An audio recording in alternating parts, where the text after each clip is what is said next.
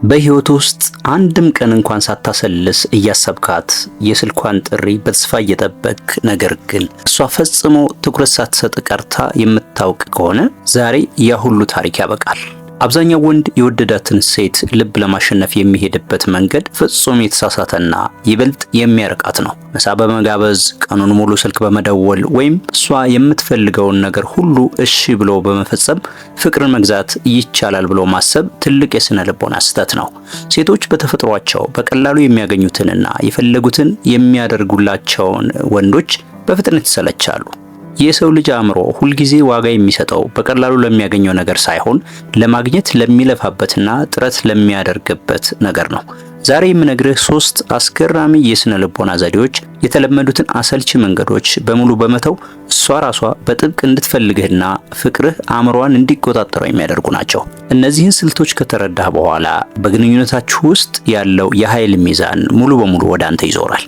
በዚህ ቻናል ላይ የምናቀርባቸው እነዚህ ጥልቀት ያላቸው የስነ ልቦና እውነታዎች ህይወትንና አመለካከትን በዘላቂነት የሚቀይሩ ናቸው። አሁኑኑ ቪዲዮውን ላይክ በማድረግ ዝግጁነትን አሳይ። አሁን ቀጥታ ወደ መጀመሪያው ያልተለመደ የሳይኮሎጂ ዘዴ እንገባለን።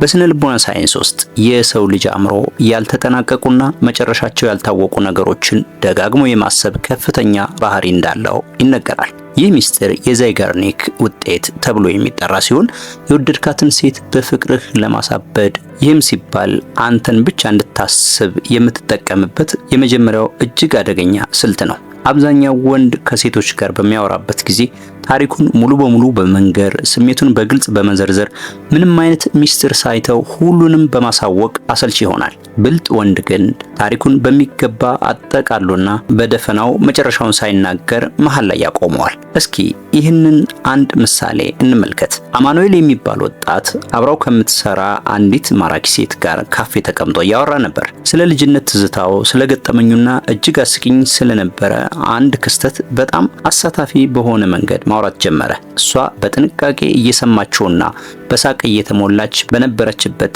ቅጽበት አማኑኤል ድንገት ሰዓቱን ተመልክቶ በጣም አምሽቻለሁ፣ አሁን እጅግ አስፈላጊ ቀጠሮ ስላለብኝ መሄድ አለብኝ ብሎ ሂሳቡን ከፍሎ ተነሳ። እሷ ደንግጣ እስኪ መጨረሻውን ንገረኝ ብላ ብትለምነውም እሱ ግን በፈገግታ ለሌላ ጊዜ ይሁን ብሏት ወጣ።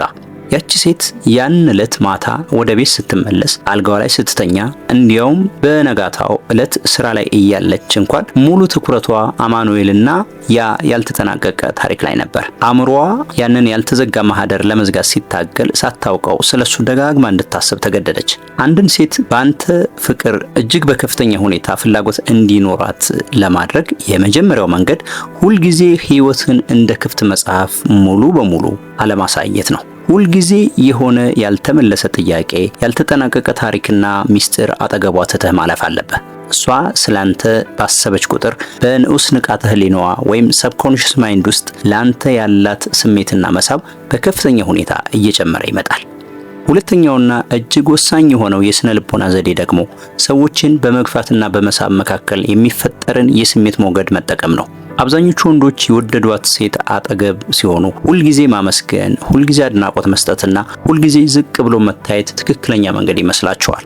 ነገር ግን ይህ አካሄድ በእሷ ዘንድ ያንተ ዋጋ ፍጹም የወረደ እንዲሆን ያደርገዋል። የሰው ልጅ በተፈጥሮ በቀላሉ የሚገኝን ነገር አይፈልግም። ውድና ለማግኘት አስቸጋሪ የሆነን ነገር ግን አጥብቆ ይመኛል። እሷን በፍቅር እጅግ በከፍተኛ ሁኔታ እንድትሳብ ለማድረግ በአንድ በኩል ከፍ ያለ እንክብካቤና ትኩረት እየሰጠ በሌላ በኩል ደግሞ ድንገት ራስን በማራቅና ድንበር በማስመር የስሜት መዋዠቅ መፍጠር አለብህ። ለምሳሌ ናሆም የሚባል ወጣትን እንውሰድ። ናሆም ከፍቅረኛው ጋር በነበረው ቆይታ በመጀመሪያው ቀን እጅግ ከፍ ያለ አድናቆት ሰጣት።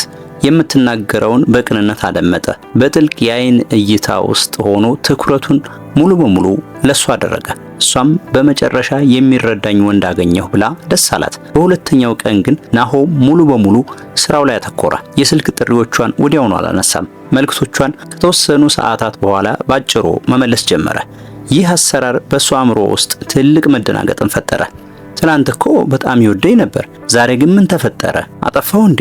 የሚል እልህና ስጋት ውስጥ ገባች። ከዛም ያንን የመጀመሪያውን ቀን አድናቆትና ፍቅር ድጋሚ ለማግኘት ስትል ራሷ መደወል፣ ራሷ ቀጠሮ መያዝና ለሱ የሚኖራት ትኩረት በእጥፍ እንዲጨምር አደረገች። ይህ ስልት የእሷን በራስ መተማመን ማደፍረስ ሳይሆን አንተ በቀላሉ የምትገኝና ሁልጊዜ እግሯ ስር የምትወድቅ ወንድ አለመሆንክን ማሳያ ነው። አንተ የራስህ ህይወት ዓላማና ስራ እንዳለህ ስታሳይ፣ እሷ ደግሞ ያንተን ትኩረት ለማግኘት ጥረት ማድረግ እንዳለባት ትረዳለች። ጥረት ባደረገች ቁጥር ደግሞ ለአንተ ያላት ፍቅርና ቁርጠኝነት እየጠነከረ ይሄዳል።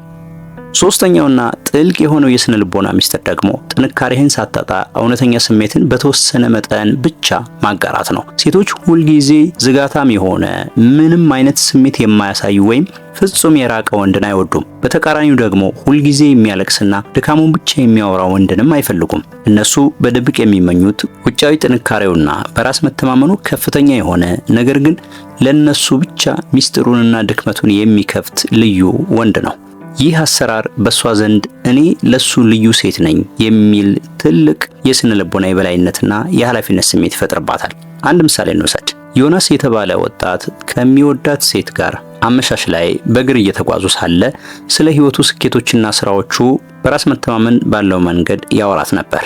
ድንገት ግን ንግግሩን አቆመና አይኖቿን ተመልክቶ ታውቂያለሽ፣ ይህንን ነገር ለማንም ሰው ተናግሬው አላውቅም፣ ነገር ግን ልጅ እያለሁ ያጋጠመኝ አንድ ፍርሃት ነበረ ብሎ በልጅነቱ የደረሰበትን አንድ ትልቅ ስሜታዊ ፈተናና ያንን እንዴት አልፎ ጠንካራ እንደሆነ በቅንነት አጋራት። ያቺ ሴት በዛች ቅጽበት የተሰማት ስሜት ፍጹም ድንቅ ነበር። ያንን ጠንካራ ወንድ ለሷ ብቻ ስሜቱን ግልጽ አድርጎ ሲናገር ስታየው በውስጧ ለሱ ያላት ርህራሄ፣ ፍቅርና ቁርጠኝነት ባንዴ ጨመረ። ድብቁ አእምሮዋም ይህ ሰው እኔን አምኖ ሚስጥሩን አካፍሎኛል፣ ስለዚህ እኔ ለሱ ልዩ ነኝ የሚል ውሳኔ ላይ ደረሰ።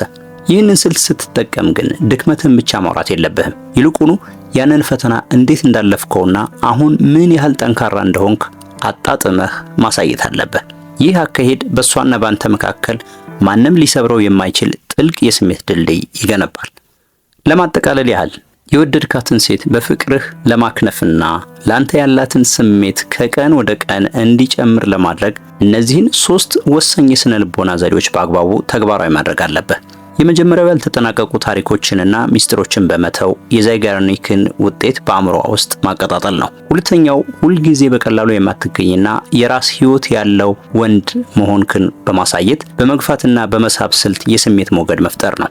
ሶስተኛው ደግሞ ጥንካሬህን ሳታጣ ለሷ ብቻ ሚስጥርህን በማጋራት ጥልቅ የስሜት ትስስር መፍጠር ነው። እነዚህን ስልቶች ስትጠቀም ዓላማህ ሰዎችን ማታለል ሳይሆን እውነተኛ የወንድነት ዋጋህንና በራስ መተማመንክን በተሻለ መንገድ ማሳየት መሆኑን መገንዘብ አለብህ። አንተ ራስን ማክበርና ዋጋ መስጠት ስትጀምር እሷም ያንን አይታ እንድታከብርህና እንድትወድህ ትገደዳለች። ይህን ትምህርት በህይወትህ ውስጥ ስትተገብረው የሚፈጠረውን ለውጥ በዓይንህ ታያለህ። የዛሬው የስነ ልቦና ትምህርታችን ይህን ይመስል ነበር። ቪዲዮው ጠቃሚ ዕውቀት ከሰጠህ ላይክ ማድረጉን አትርሳ።